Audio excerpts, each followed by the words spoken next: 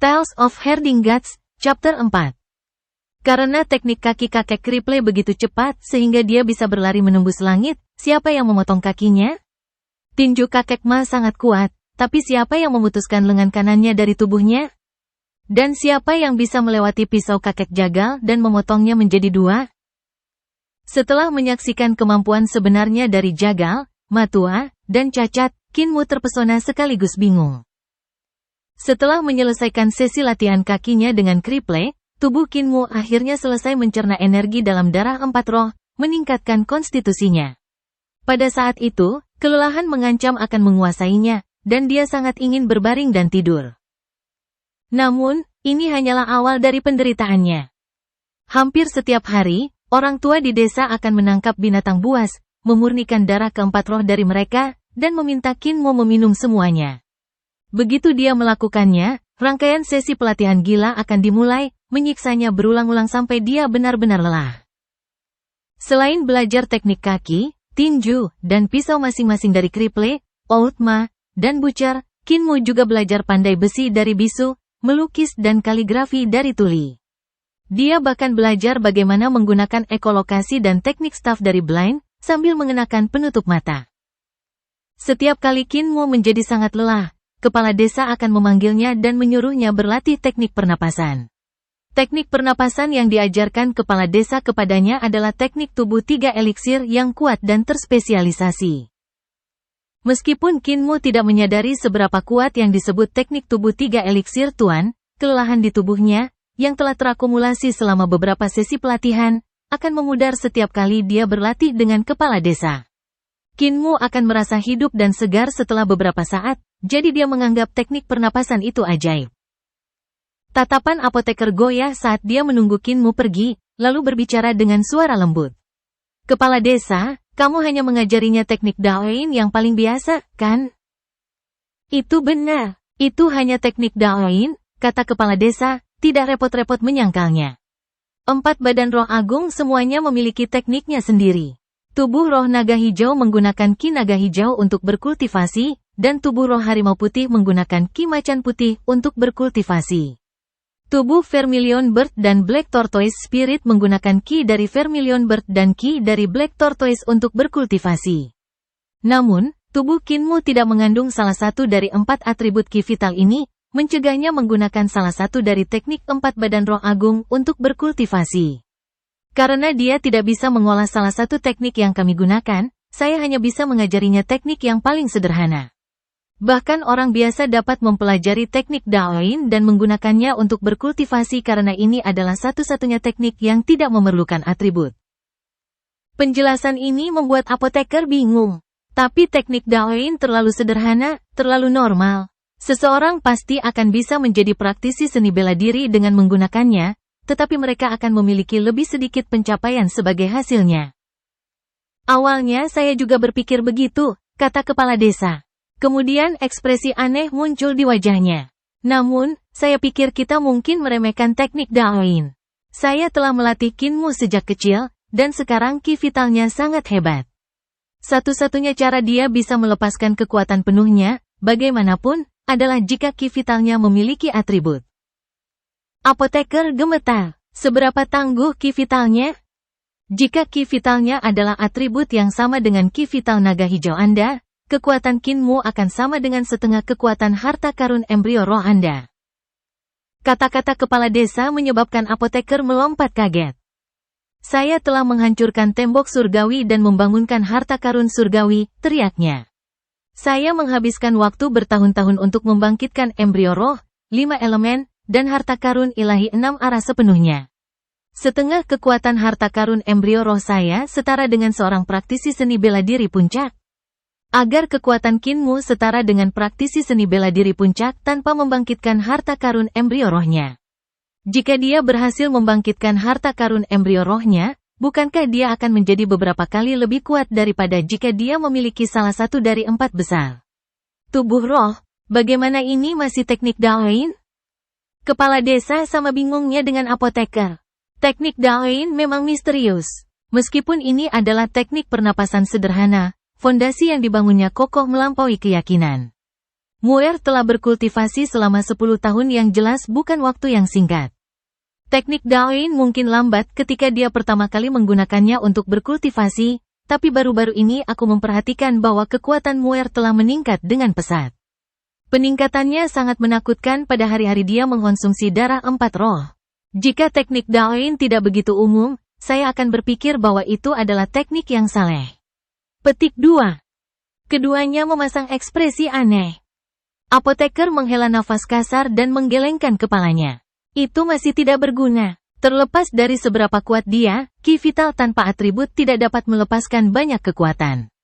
Menurutmu seberapa jauh dia bisa menggunakan teknik Daoin untuk berkultivasi? Raut wajah kepala desa menjadi semakin aneh. Saya tidak punya ide. Apoteker mengangguk mengerti. Teknik Daoin adalah teknik paling dasar yang biasanya digunakan anak-anak untuk membangun fondasi mereka. Begitu seorang anak berusia 10 tahun, fondasi itu akan cukup berkembang untuk menahan dampak darah roh. Setelah memastikan jenis tubuh roh yang dimiliki seorang anak, mereka tidak perlu lagi berkultivasi menggunakan teknik Daoin. Teknik yang lebih baik akan tersedia setelah seseorang memecahkan salah satu tembok, jadi kemajuan lebih lanjut dengan teknik Daoin tidak diperlukan. Adapun orang biasa yang menggunakan teknik Daoin untuk berkultivasi, mereka tidak akan pernah memiliki kesempatan untuk minum darah roh setiap hari, seperti yang dilakukan Kinmu. Hanya keluarga yang kuat dan berpengaruh yang dapat memberikan kemewahan seperti itu, tetapi tidak ada yang akan menyia-nyiakan banyak sumber daya untuk pewaris biasa. Tidak ada keluarga seperti itu yang akan melakukan apa yang dilakukan oleh para lansia di desa lansia penyandang cacat dan terus-menerus menangkap binatang buas yang luar biasa hanya untuk membantu kultivasi orang biasa seperti Kinmu. Kepala desa belum pernah mendengar ada orang yang mengolah teknik Daoin secara maksimal, apalagi sampai ke level Kinmu saat ini.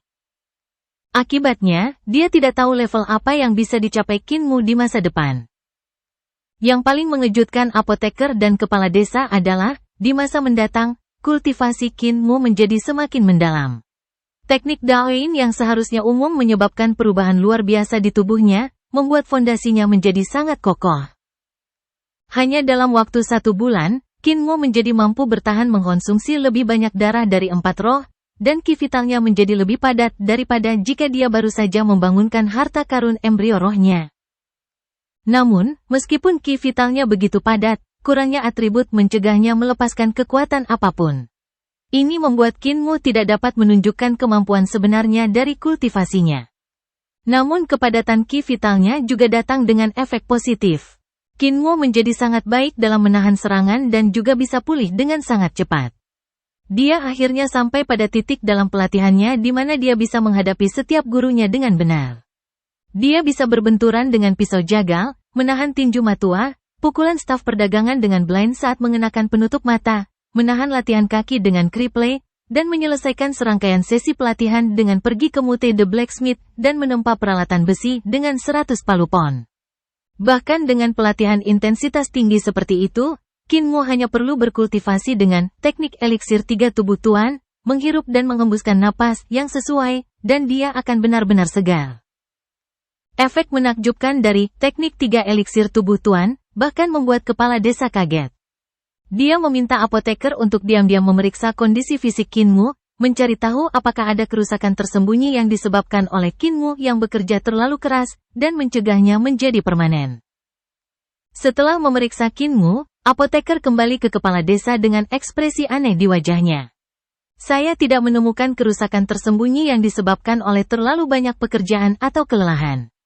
Faktanya, karena ki vitalnya sangat padat, itu sudah mulai meningkatkan konstitusinya. Petik 2. Kepala desa bingung, meskipun dia sangat berpengetahuan, dia belum pernah melihat situasi seperti Kinmu. Untuk mengolah teknik Daoin yang paling umum sejauh ini telah melampaui pemahaman semua orang tentang teknik pernapasan.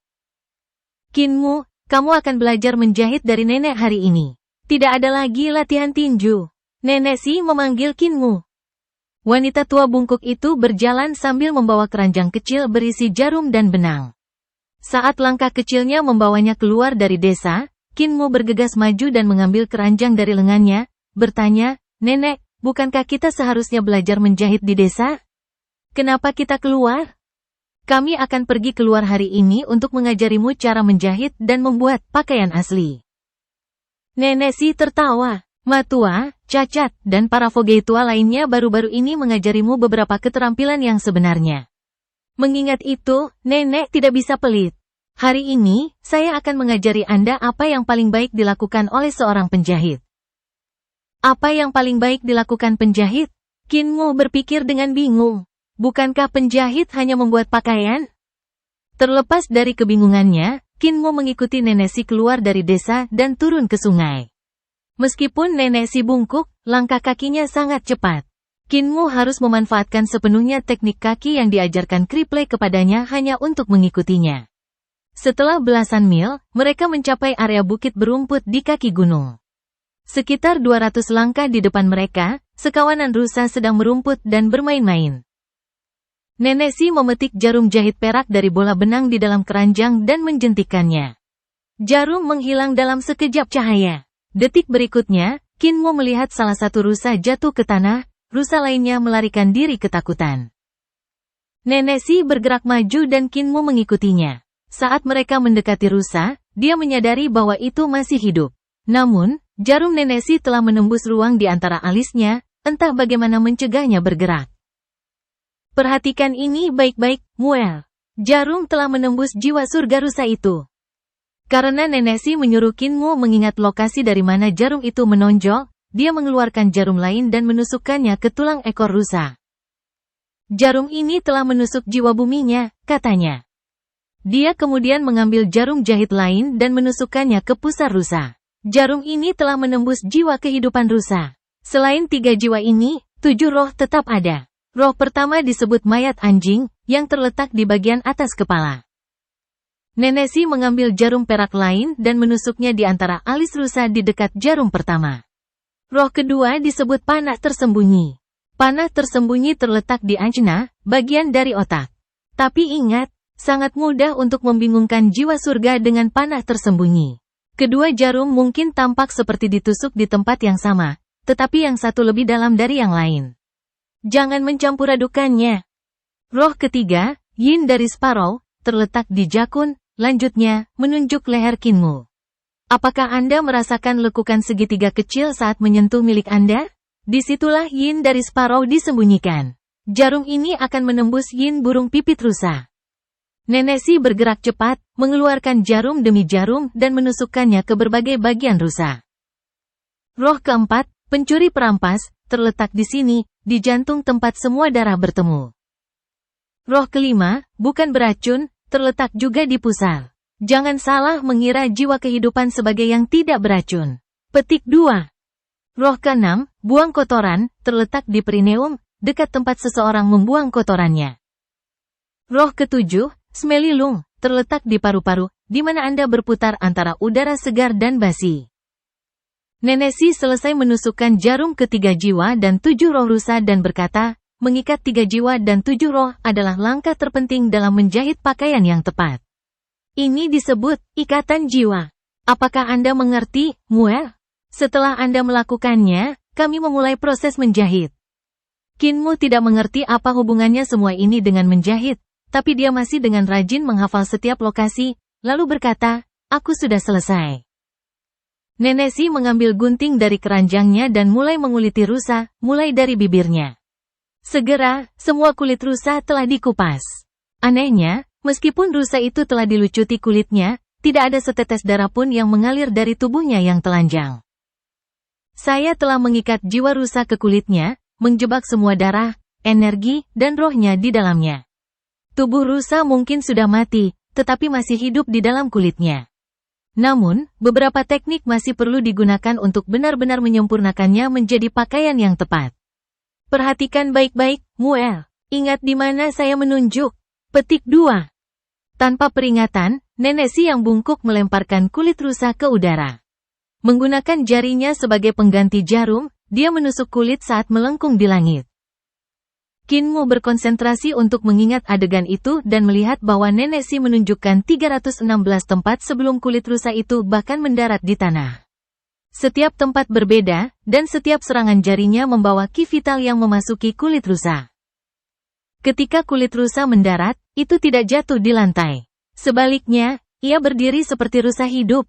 Itu menggelengkan kepalanya dan mengibaskan ekornya, orang tidak akan bisa mengatakan bahwa itu sebenarnya hanya kulit. Pemandangan aneh itu menyebabkan Qin Mu menatap kosong. Nenek Si terkekeh dan membuka kulit rusa, membungkusnya di sekitar Qin Mu. Ini adalah jenis pakaian yang harus kita jahit. Tiba-tiba, kulit rusa mulai meremas Qin Mu. Itu semakin ketat, membuatnya merasa seolah-olah menjadi bagian dari tubuhnya, lalu memaksanya untuk jatuh dengan posisi merangkak. Dia merasa seperti dia benar-benar menjadi rusa. Dia bahkan bisa merasakan ekor rusa kecilnya. Nenek Si mengambil cermin dari keranjangnya dan meletakkannya di depannya, membiarkan Qin Mu melihat bayangannya sendiri. Setelah melakukannya, dia melihat bahwa dia benar-benar berubah menjadi rusa. Qin Mu mencoba berbicara, tetapi dia hanya bisa mengeluarkan suara kijang yang mengembik. Kemudian, entah dari mana, sebuah suara menggelegar terdengar. Teknik penciptaan iblis surgawi. Sihir apa? Aku tidak akan pernah menyangka akan menemukan iblis pemerah pipi yang mengajari bocah iblis teknik jahat seperti itu di daerah terpencil reruntuhan besar ini.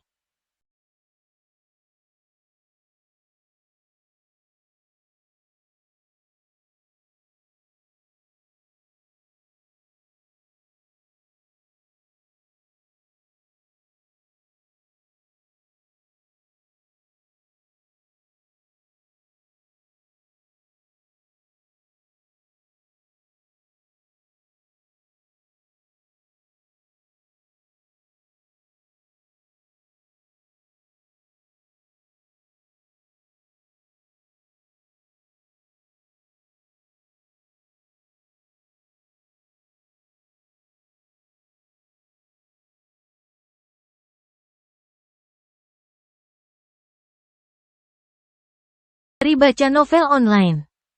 Tales of Herding Gods, Chapter 5. Sebuah suara yang mengandung ki kuat bergema di seluruh area. Meskipun suara itu datang dari jauh, rasanya seperti berada tepat di samping mereka, menyebabkan telinga Qin Mu berdengung dan bergetar. Dia melihat ke arah suara itu berasal dan melihat beberapa sosok berdiri di atas tebing gunung sekitar 2 mil jauhnya. Qin Mu tidak bisa melihat wajah mereka dengan jelas, tetapi tahu bahwa mereka mungkin bukan orang biasa karena salah satu dari mereka mampu memproyeksikan suaranya sejauh itu. Iblis, siapa setan? Aku hanya orang biasa di tepi sungai, dan rusa kecil ini hanyalah anak sapi yang aku pelihara. Nenek Si menyampirkan keranjangnya di lengannya dan tersenyum. Lalu dia berbisik, "Muer, lari." Urgensi dalam suara Nenek Si mengejutkan Qin Mu. Dia mencoba mengatakan sesuatu, tetapi tidak bisa. Dia tidak ingin pergi karena dia khawatir nenek dalam bahaya. Kamu hanya orang biasa di tepi sungai?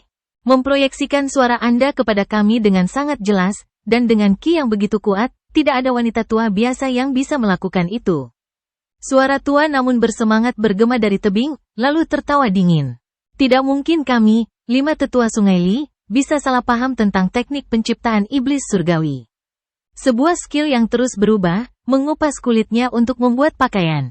Kamu masih ingin menjelaskan ketika kita sudah melihat dengan jelas skill yang mengerikan seperti itu? Kamu pasti sering mengubah manusia menjadi ternak menggunakan teknik penciptaan iblis surgawi, lalu menyeret mereka ke pasar untuk disembelih, ya. Penatua lain di tebing dengan sungguh-sungguh berteriak. Banyak senior sekte kita yang saleh bahkan telah diubah menjadi ternak dan dipaksa untuk merumput di rumput untuk selamanya. Setelah melihat metodemu, tidak mungkin kamu bisa menipu kami. Rusa juga makhluk hidup. Bagi Anda untuk menggunakan kulit dan jiwanya untuk menciptakan hal jahat seperti itu, kata tetua lainnya dengan suara sedih. Tuhan tahu berapa banyak lagi nyawa tak berdosa yang akan hilang jika kami tidak membunuhmu di sini dan sekarang. Siapa lagi yang harus kami bunuh jika bukan kamu? Nenek Si berputar ke arah Qin Mu dan melepaskan jarum di antara alisnya, dengan lembut berkata, orang tua ini bukan ancaman. Namun, jika Anda tinggal di sisi nenek, nenek akan terganggu mencoba melindungi Anda, jadi larilah dengan cepat. Lari kembali ke desa. Qin Mu tidak lagi ragu-ragu dan berbalik untuk melarikan diri, mengikuti jalur sungai di samping mereka. Dia awalnya berpikir bahwa akan canggung untuk bergerak setelah berubah menjadi rusa, tetapi setelah dia mulai berlari, dia menyadari bahwa dia salah. Alih-alih merasa canggung, dia merasa seolah-olah dia selalu menjadi rusa dan berlari lebih cepat dari sebelumnya. Iblis kecil itu mencoba melarikan diri. Bukankah akan menjadi bencana jika kami membiarkanmu melarikan diri? 5 murid Sungai Li, saatnya untuk pelatihan Anda. Target Anda adalah rusa di bawah kami. Singkirkan dia dan bawakan aku kepalanya. Pada saat yang sama, suara-suara milik anak perempuan dan laki-laki terdengar nyaring. Dipahami. Dalam sekejap, 5 sosok melompat dari tebing dan berlari ke sisinya. Cepat seperti kuda yang melaju kencang, mereka mencapai dasar tebing dalam sekejap. Di dasar tebing ada kolam dalam yang berfungsi sebagai titik perhentian air terjun yang mengamuk yang mengalir menuruni gunung.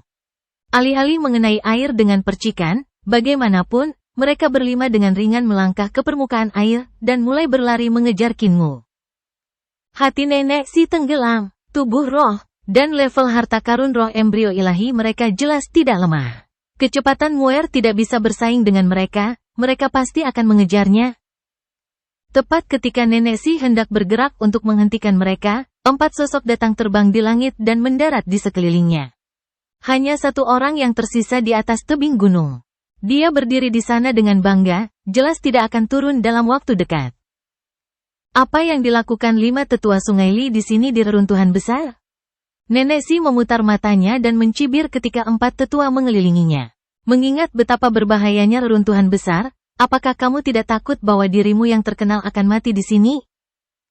Dari 4 tetua di sekitarnya, yang berjanggut hitam dengan dingin menjawab, kami mendengar bahwa beberapa aib kotor bersembunyi di reruntuhan besar, iblis dan iblis yang tidak bisa hidup di luar dan datang ke sini untuk berlindung. Oleh karena itu kami, 5 tetua, membawa murid-murid kami ke sini untuk menaklukkan mereka. Masih belum dikonfirmasi siapa iblis, atau siapa yang akan menaklukkan siapa. Nenek Si memegang keranjangnya dilekukan 1 tangan dan mengacungkan gunting di tangannya yang bebas. Tampak seolah-olah dia memiliki penglihatan yang buruk, dia tertawa kecil. Saya sudah lama tidak melatih tulang-tulang tua ini. Beruntung bagi saya, kemampuan saya belum sepenuhnya layu. Mungkinkah kalian para kakek ingin aku mengubahmu menjadi pakaian?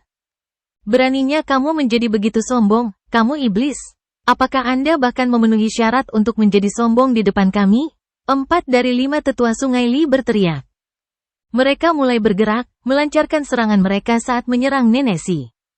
Pada saat yang sama, Kinmu, yang dengan putus asa berlari menuju desa lansia penyandang cacat, melihat kilatan petir.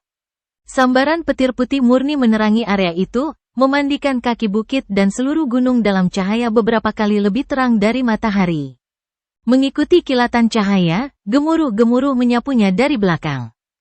Kinmu berbalik sejenak untuk melihat, tetapi hanya melihat gelombang angin meledak keluar dari lokasi Nenek Si. Badai yang tiba-tiba mengangkat bumi, bebatuan, dan bahkan batu-batu besar yang beratnya ribuan pon, melemparkannya keluar dengan kecepatan yang sangat tinggi. Nenek akan baik-baik saja, kata Kinmu meskipun hatinya tenggelam, melanjutkan perjalanannya. Tiba-tiba, suara langkah kaki basah terdengar dari sungai di sampingnya. Dia menoleh dan melihat seorang anak laki-laki dan perempuan berlari melintasi air. Keduanya bergegas melintasi permukaan sungai, namun tubuh mereka tidak tenggelam ke dalam air. Kecepatan di mana kaki mereka menyentuh air, bergerak naik turun, sangat cepat. Jauh lebih cepat daripada yang bisa dilakukan Kinmu. Sebelum air sungai bahkan bisa memercik ke telapak kaki mereka, anak laki-laki dan perempuan itu sudah pindah, menghilang seperti angin. Keduanya telah mencapai tingkat mengendarai ombak yang kakek Kriple katakan saat ini tidak dapat aku capai. Mereka jauh lebih kuat dariku. Keduanya segera melampaui Kinmu sambil berlari melintasi tengah sungai. Begitu mereka melakukannya, mereka memiringkan diri sehingga mereka bergerak menuju tepi sungai saat mereka berlari, jelas berencana untuk mencegatnya dari depan. Kinmu melirik ke belakangnya dan melihat orang lain di ekornya. Di sebelah kirinya, 2 orang lainnya sedang lewat di antara pegunungan, sosok mereka melompat dari hutan lebat dari waktu ke waktu untuk berlari melalui puncak pohon. Namun, mereka tidak bisa mempertahankannya untuk waktu yang lama dan telah kembali ke tanah untuk mengatur napas. Terlepas dari itu, mereka terlalu cepat melampaui Kinmu dan bergegas di depannya. Aku tidak bisa membiarkan mereka memotongku. Aku harus mendahului mereka dan mencapai desa. Aku harus mendapatkan kakek Ma dan yang lainnya untuk menyelamatkan nenek. Sambil menggertakkan giginya, Qin Mu menghindari tepi sungai dan berlari ke hutan. Dia pasti akan tertangkap jika terus berlari di sepanjang tepi sungai. Dua orang di tengah sungai terlalu cepat. Keduanya berlari melewati hutan sedikit lebih lambat, jadi pergi ke hutan adalah satu-satunya pilihannya. Setan kecil, kamu dan iblis betina pembunuh rusa itu bisa lupa untuk melarikan diri. Saat Qin Mu berlari ke hutan, salah satu dari dua anak laki-laki di daerah itu mempercepat dan melewati yang lain. Namun, dia masih selangkah terlambat dan membiarkan Qin Mu dalam bentuk rusa berlari melewatinya. Jangan khawatir, dia tidak akan melarikan diri. Pasangan yang memimpin, anak laki-laki, dan perempuan yang berlari di atas sungai, memasang ekspresi acuh tak acuh. Dengan membalik lengan bajunya, gadis itu tertawa lembut, tiba-tiba meningkatkan kecepatannya dan melompat melalui puncak pohon seolah-olah dia sedang terbang. Bocah itu, di sisi lain, dengan tenang memerintahkan tiga lainnya untuk mengejar Qin Mu dan mengepungnya. Terlepas dari seberapa banyak Qin Mu berlari dengan panik, dia tidak bisa mengguncang 5 orang di ekornya. Selain itu, dia terpaksa berlari semakin jauh dari desa lansia penyandang cacat, menjelajah jauh ke dalam reruntuhan besar. Setelah tinggal di desa lansia penyandang cacat selama 14 hingga 15 tahun, jarak terjauh yang pernah dia tempuh dari desa hanya 3 atau 4 mil. Sekarang setelah dia melewati itu, lingkungan sekitarnya mulai menjadi semakin asing. Pada saat yang sama, itu menjadi semakin sunyi tanpa jalan yang terlihat. Saat Qin Mu terus berlari, sebuah lembah mulai terlihat di depan. Di tengah pohon-pohon bunga persik yang menghuni lembah, dia bisa melihat sekawanan rusa. Dia dengan cepat berlari ke arah mereka dan berbaur. Suara mendesing. Aroma manis menyapu area itu saat gadis itu mendarat di tanah, lengan bajunya berkibar. Melihat kawanan rusa di depannya, dia mengerutkan kening. Di mana bocah iblis, kakak perempuan? Salah satu pemuda yang seusia Qin Mu bertanya saat mereka mendarat satu persatu. Gadis itu cemberut bibirnya dan berkata, dia telah menyatu dengan kawanan rusa ini. Kalau begitu mari kita bunuh semua rusa ini. Para pemuda bergegas ke kawanan rusa, mengacungkan pedang dan pisau saat mereka tanpa ampun membantai rusa. Meskipun rusa itu cepat, mereka masih lebih lambat daripada para pemuda. Mereka berlima memiliki badan roh dan merupakan praktisi seni bela diri yang kuat dan penuh. Elk melarikan diri ke segala arah, tetapi masih mustahil bagi mereka untuk lolos dari pertumpahan darah. Tak lama kemudian, rusa-rusa itu dibantai satu persatu. Tiba-tiba, suara manusia terdengar dari kawanan rusa yang kacau balau. Bukankah kamu mengatakan bahwa rusa juga makhluk hidup? Dia bertanya. Nenek membunuh seekor rusa, tetapi kalian semua membantai seluruh kawanan. Mengapa Anda mengklaim bahwa kami adalah orang-orang yang mengikuti jalan iblis? Di sana. Mata gadis itu berbinar saat dia mengumpulkan ki dan mengacungkan pedang panjangnya. Ki macan putih menyebar darinya ke pedang panjang dan memancarkan emas yang cemerlang. Pedang itu terbang dari tangannya dan menembak ke arah Qin Mu yang berlari di samping kawanan rusa. Qin Mu memutar, mengubah arah untuk menghindari pedang yang masuk, tetapi itu secara tak terduga mencerminkan perubahan arah dan terus terbang ke arahnya. Teknik macam apa ini? Kebingungan memenuhi pikiran Qin Mu. Mungkinkah itu seni dewa? Itu tidak terlihat seperti itu. Kakek jagal berkata bahwa seni suci hanya dapat dicapai ketika jalur bela diri seseorang telah dikembangkan secara ekstrim. Jalur bela diri gadis ini secara signifikan lebih rendah daripada milik kakek jagal. Saat pedang masuk untuk membunuh, Qin Mu mengubah arah sambil menempel sedekat mungkin ke tanah, nyaris menghindari serangan itu. Begitu dia menghindari serangan itu, dia melihat sekilas seutas benang halus yang menempel pada gagang pedang. Salah satu ujung benang terhubung ke pedang sementara ujung benang lainnya ada di tangan gadis itu. Benang ini sehalus sutra, membuatnya sangat sulit untuk diperhatikan. Tales of Herding Gods, Chapter 6. Mungkinkah dia menggunakan benang halus ini untuk mengendalikan pedang? Tapi, mengingat betapa tipisnya benang itu, bagaimana dia bisa membuat pedang itu berubah arah? Sebelum dia bisa memikirkan utas yang menakjubkan lebih jauh, Qin Mu segera berlari menjauh. Sesaat kemudian, pedang itu melesat melewatinya, menusuk dalam-dalam ke batang pohon besar dengan bunyi gedebuk. Seolah-olah pedang itu hidup, ia bergerak-gerak di batang pohon, namun tidak bisa menarik dirinya sendiri. Tak lama kemudian, gadis itu melayang dan meraih gagang pedang harta karun itu, menariknya keluar dengan putus asa. Ki vital macan putih saya masih belum cukup kuat untuk mengendalikan pedang saya, seolah-olah itu adalah perpanjangan dari tubuh saya. Saudari muda King, sudah luar biasa bahwa Anda dapat membentuk ki vital Anda menjadi seutas benang dan menggunakannya untuk mengendalikan pedang Anda untuk pertempuran. Anak laki-laki yang telah berlari melintasi ombak sungai bersama gadis itu tiba di sisinya dan memberinya senyum lembut. Pengalamanmu kurang, bukan kultivasimu. Inilah sebabnya mengapa Tuan kita membawa kita ke reruntuhan besar, untuk melatih dan memperbaiki kekurangan kita. Di masa lalu, yang kami pedulikan hanyalah berkultivasi, jadi kami tidak memiliki pengalaman tempur yang sebenarnya. Iblis kecil ini adalah kesempatan kita untuk berpartisipasi dalam pertempuran yang sebenarnya. Anda akan dapat dengan sempurna mengontrol pedang Anda dengan ki Anda segera. Petik 2. 3 pemuda lainnya menyusul pasangan itu, dan salah satu dari mereka tersenyum dan berkata, iblis kecil itu berubah menjadi rusa. Karena rusa sangat gesit, dia bisa menghindari pedang terbang kakak perempuan. Kakak senior King mendapatkan kembali semangatnya dan terus mengarahkan pedangnya untuk menusuk Kinmu. Dia tertawa terbahak-bahak dan berkata, kakakku, jangan menyerang untuk saat ini. Tinggalkan iblis kecil ini untukku untuk melatih kontrol pedangku. Kakak seniorku adalah anak laki-laki yang berlari menyeberangi sungai bersamanya. Dia mengangguk pada kata-katanya dan berkata, ayo, saudara junior. Mari kita kagumi keterampilan pedang junior Sister King. Petik 2. Pertanyaan berputar di dalam hati Kinmu saat dia berjuang saat dia menghindari pedang yang mengejarnya dari belakang. Mengendalikan pedang dengan ki? Mungkinkah benang di tangan gadis itu adalah ki vitalnya dan bukan panjang benang yang sebenarnya? Ki vital dapat digunakan untuk mengendalikan pedang harta karun sejauh itu? Apakah saya bisa melakukannya? Ketika dia belajar menggunakan pisau pembantai babi, tukang daging hanya mengajari Kinmu cara menggunakan kedua tangannya untuk mengendalikan pisau. Jagal tidak pernah mengajarinya cara menggunakan ki untuk mengendalikan pisau, jadi dia tidak tahu apa-apa tentang itu. Melihat praktisi wanita itu mengendalikan pedangnya dengan ki-nya, sebuah ide muncul di benak Kinmu.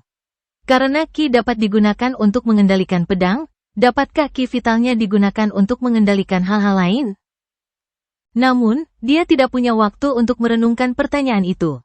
Kakak senior King itu terus mengendalikan pedangnya dan membuatnya mengejar Kinmu. Selain itu, karena Nenek Si telah mengubahnya menjadi rusa, dia merasa anggota tubuhnya tidak nyaman. Bahkan ki vital di tubuhnya menjadi tidak aktif dan tidak merespons seperti biasanya. Ci! Pedang itu melintas saat menyerang dari belakang, menyerempet punggung Kinmu.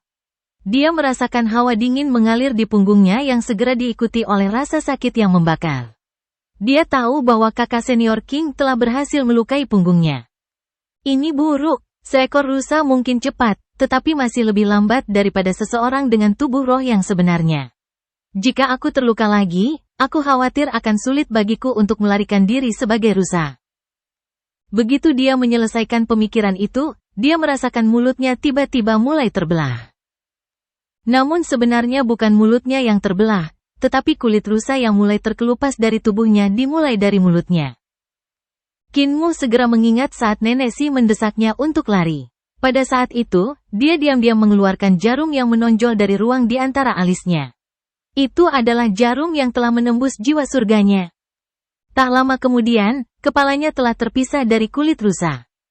Pedang itu mengiris di udara, menebas ke arah Kinmai dalam upaya untuk mengambil nyawanya. Kinmu melompat ke depan dengan semua kekuatan yang dia bisa kumpulkan dan membebaskan dirinya dari kulit rusa, jatuh beberapa meter ke depan sebelum berdiri dan berlari.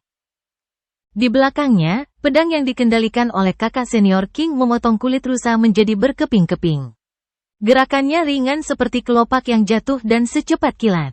Mengejar Kinmu dan mencoba membunuhnya tampaknya telah meningkatkan keterampilan pedangnya secara luar biasa.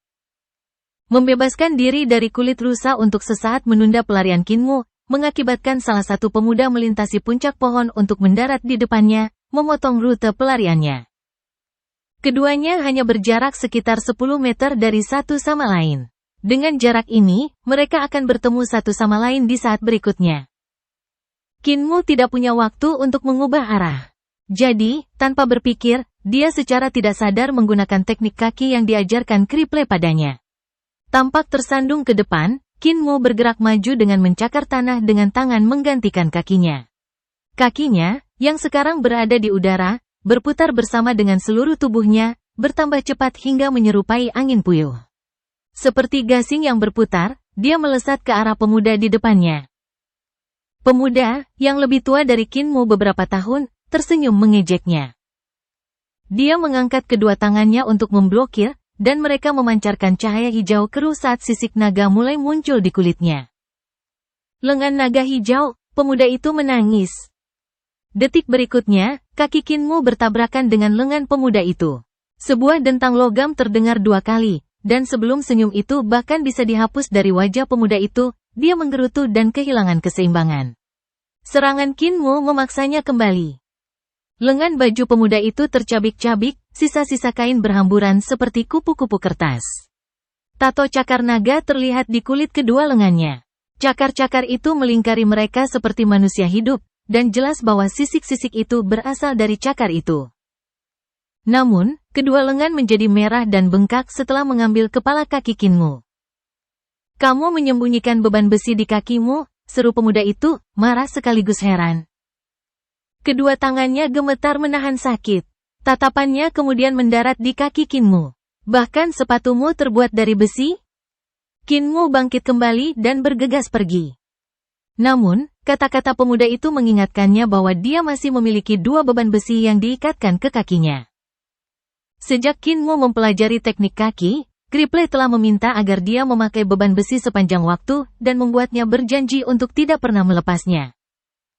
Saat Kriple melacak kemajuannya, melihat bahwa tubuh Kinmu menjadi lebih kuat dan kekuatannya tumbuh dari waktu ke waktu, pria berkaki satu itu memastikan bahwa beban besi yang diikatkan ke betis Kinmu semakin berat. Selain itu, Kriple juga meminta Mute the Blacksmith untuk menempa sepasang sepatu bot besi untuk Kinmu, yang semakin menambah bobotnya. Sepasang sepatu bot besi bersol tebal itu semuanya memiliki berat 5 kg, sementara setiap berat besi memiliki berat 10 kg. Berat total 25 kg diikat ke kaki Kinmu. Kriple telah meminta Kinmu untuk berlatih sampai dia tidak bisa lagi merasakan beban dari besi dan sepatu bot. Hanya setelah itu dia diizinkan untuk melepasnya. Kinmu baru saja terbiasa dengan mereka, jadi dia tidak ingat bahwa dia memakainya saat dia melarikan diri dengan panik. Namun, jika dia mencoba menghapusnya sekarang, dia pasti akan ditangkap. Tidak mungkin dia bisa berhenti bergerak. Menginjak-injak Gunung Meru. Saat Kinmu berlari, dia tiba-tiba mengumpulkan kekuatan ke kaki kanannya dan menggunakan skill menginjak-injak Gunung Meru. Sol tebal sepatu bot besinya berceceran seperti lumpur, menghancurkan seluruh sepatu bot itu menjadi puing-puing yang beterbangan. Pada saat yang sama, otot betisnya menekuk dan melebar, meledak dari beban besi dan menembakkan sisa-sisanya ke pepohonan seolah-olah itu adalah anak panah yang tajam. Kinmu melangkah maju dengan kakinya yang lain, menghancurkan sepatu bot besi dan berat lainnya saat kakinya mendarat. Suara mendesing. Tiba-tiba melompat ke udara, Kinmu merasa sangat ringan. Dia dengan mudah mencapai cabang di puncak pohon, yang sangat membuatnya takut. Tinggi di atas pohon, bertelanjang kaki, berat Kinmu menyebabkan dahan itu sedikit menukik. Lampu pedang menyala dari bawah dan melesat ke atas. Saat melihat ke bawah, Kinmu melihat ujung selusin pedang. Penanganan pedang kakak senior King menjadi semakin kuat dari menit ke menit. Dia tidak mengendalikan selusin pedang, dia telah menciptakan ilusi selusin pedang hanya dengan satu. Kinmu tiba-tiba teringat kata-kata Kriple. Jangan pikirkan apakah pijakan akan mampu menahan berat badan Anda atau tidak. Selama Anda cukup cepat, bahkan air akan menjadi seperti tanah yang kokoh. Rumput, udara, semuanya akan menjadi tanah yang kokoh. Mendorong dengan ujung jari kakinya, Kinmu melompat ke depan. Lampu pedang meledak ke langit, merobek bagian atas pohon besar tempat dia bertengger. Dua pemuda melompat dan mendarat di antara puncak-puncak pohon tepat pada waktunya untuk melihat Kinmu berjalan melewati ujung-ujung pohon, berlari menjauh seperti angin yang mengalir. Mereka hanya bisa menatap kosong, heran dengan kecepatan Kinmu. Kenapa dia begitu cepat? Salah satu dari mereka bertanya. Anak itu lebih muda dari kita, tetapi kultivasinya tampaknya sedikit lebih kuat dari kita. Saat kedua pemuda itu memikirkannya, mereka melihat kakak seniorku menghilang seperti asap dan mulai mengejar Kinmu dengan kecepatan yang bahkan lebih cepat. Seperti yang diharapkan dari kakak seniorku, dia jauh lebih kuat dari kita, setelah mencapai puncak embrio roh. Keduanya menghela nafas kagum. Dengan kakak seniorku secara pribadi mengejarnya, tidak mungkin iblis kecil itu bisa melarikan diri. Pada saat yang tepat ini, bayangan gelap tiba-tiba muncul di hutan. Telapak tangan berbulu seukuran tikar anyaman meluncur ke arah kakak seniorku, menamparnya saat dia berlari di udara. Kakak seniorku terbang mundur, berputar tak terkendali dan jatuh ke tanah. Dia jatuh untuk jarak pendek sebelum berhenti, batuk seteguk darah saat dia mencoba untuk duduk. Jangan pergi ke sana, ada kera setan, itu wilayah kera iblis. 4 pemuda lainnya segera berhenti di jalur mereka. Saat bayangan muncul dari pepohonan, mereka melihat bahwa itu adalah gorila hitam yang sangat besar dan menakutkan. Matanya merah tua, dan taringnya menonjol dari mulutnya. Mengalahkan dadanya seperti genderang, ia berteriak, "Mati, Yongun!" Kinmu, yang berlari ke depan sebelumnya, juga dipukul dari udara oleh kera iblis ini. Dia saat ini berbaring di kaki kera iblis, tidak bergerak. Para pemuda tidak tahu apakah dia sudah mati. Menatap Kinmu dengan saksama, kakak senior King bergumam. Karena satu serangan telapak tangan dari kera iblis itu melukai kakak seniorku, dan iblis kecil itu juga menerima pukulan yang sama, dia seharusnya mati, kan? Sebelum dia bisa selesai berbicara, dia melompat kaget. Kinmu, yang terbaring di tanah di depan kera iblis, sedikit memiringkan kepalanya untuk memastikan situasinya. Anak itu belum mati, katanya tidak percaya. Kera iblis hitam pekat itu meraung beberapa kali, lalu berhenti ketika melihat bahwa para pemuda lainnya tidak berani melangkah maju. Kemudian ia menatap Kinmu, menyelipkan tubuhnya dengan 2 jari. Yongun, mati. Melihat mata Kinmu yang terbuka lebar, berdarah dari seluruh wajahnya dan bahkan lidah yang mencuat, jelas dia tidak mungkin mati lagi. Mendengus puas, kera iblis melemparkan tubuh Kinmu ke samping. Ia kemudian duduk dan mulai memetik daun dari pohon terdekat, memakannya. Meskipun sangat ganas, kera iblis sebenarnya adalah herbivora. Kinmu terus mengeluarkan darah dari wajahnya, menjaga matanya tetap terbuka lebar saat dia perlahan merangkak pergi menggunakan sikunya. Tiba-tiba, kera iblis menoleh untuk melihat tubuh Kinmu, yang sudah lemas lagi. Saat terus memelototi tubuh Kinmu, itu tetap tidak bergerak. Merentangkan jarinya dan menyodok apa yang dianggapnya sebagai mayat, kera menemukan bahwa tubuh Kinmu telah menjadi sedingin es dan keras. Yongun, mati, katanya dengan kepuasan baru, lalu berbalik dan fokus memakan daun pohon tanpa peduli. Menyaksikan semua ini dari kejauhan, kakak senior King tidak bisa lagi menahan diri. Hei, kawan besar, tidakkah kamu merasa aneh bahwa mayat muda menjadi begitu dingin dan keras begitu cepat? Tampaknya bisa memahaminya, kera iblis itu menamparkan dahinya dan segera berbalik. Namun, mayat muda itu sudah bangun dan mulai melarikan diri dengan panik.